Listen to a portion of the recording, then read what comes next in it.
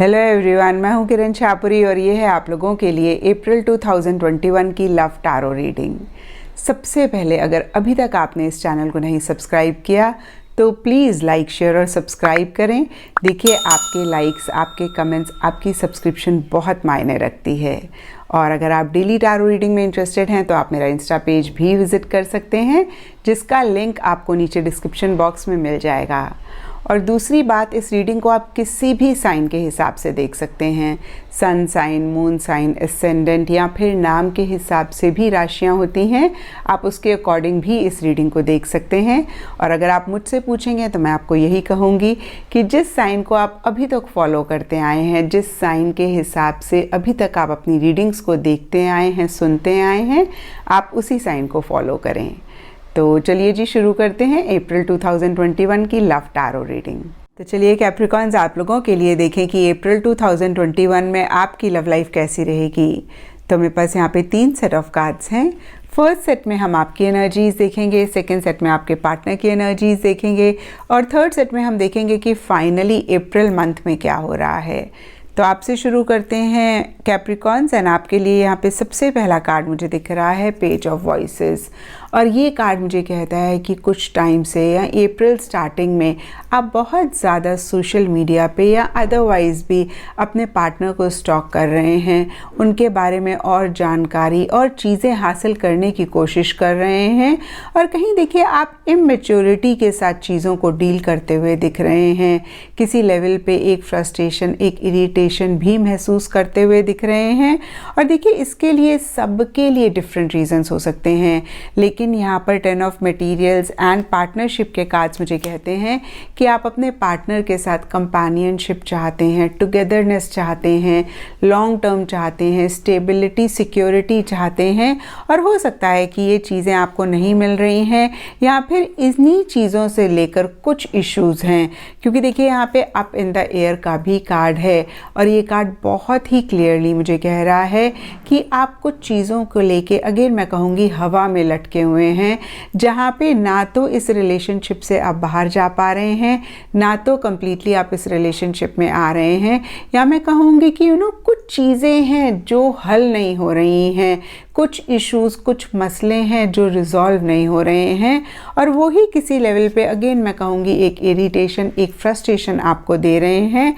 And by the end of April कहीं एक suffocation, एक घुटन सी भी आपको महसूस हो सकती है, क्योंकि बहुत सारी चीज़ें आप अपने पार्टनर को कहना चाह रहे हैं, बहुत सारी चीज़ें आप अपने पार्टनर को एक्सप्रेस करना चाह रहे हैं, लेकिन नहीं कर पा रहे हैं। कुछ लोगों के लिए गुस्सा हो सकता है, कुछ लोगों के लिए प्यार हो सकता है, या फिर कोई भी और इमोशन या फीलिंग हो सकती है जो आप अपने पार्टनर को एक्सप्रेस करना चाह रहे हैं, लेकिन नहीं कर पा रहे हैं।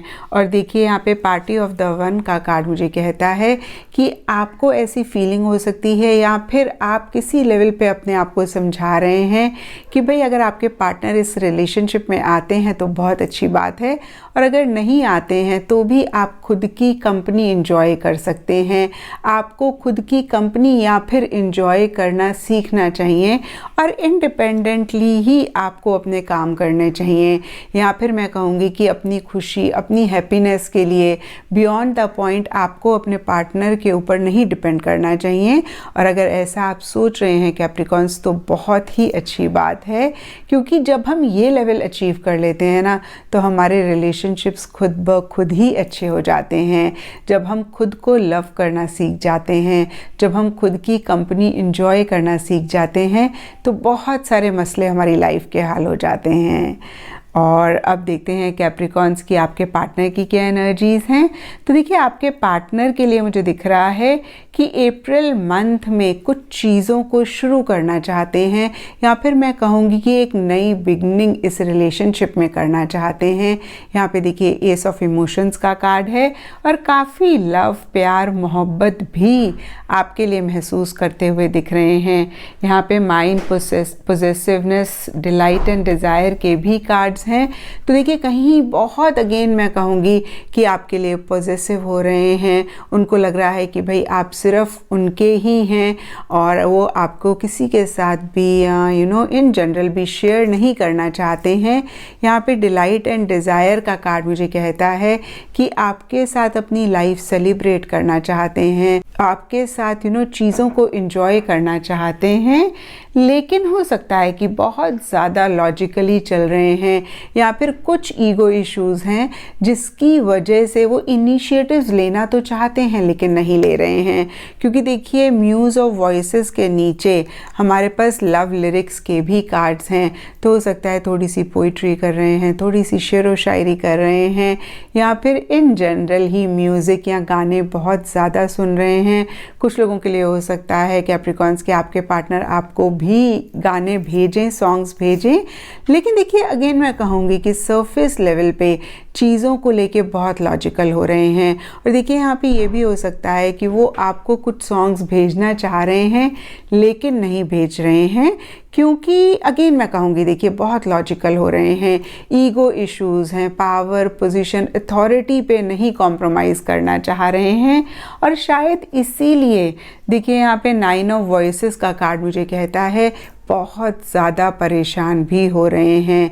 और ये एनर्जी ज़्यादा अप्रैल स्टार्टिंग के लिए दिख रही हैं, जहाँ पे अगेन मैं कहूँगी कि कोई चीज़ उनको बहुत बॉदर कर रही है, बहुत परेशान कर रही है। हो सकता है वो रात को अच्छे से सो भी ना पा रहे हों।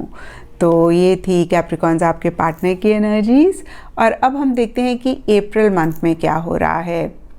तो देखिए अप्रैल मंथ के लिए यहाँ पे सबसे पहला कार्ड है द सन, और सन का कार्ड कहीं हैप्पीनेस, जॉय रिप्रेजेंट करता है। तो कुछ ऐसी ही एनर्जीज़ इस रिलेशनशिप के लिए भी रहती हुई दिख रही हैं, लेकिन यहाँ पे सन रिवर्स है। तो हो सकता है कि किसी लेवल पे कोई हैप्पीनेस, कोई जॉय आ रही है, लेकिन साथ ही साथ एक मिसिंग फीलिंग भी रह रही है।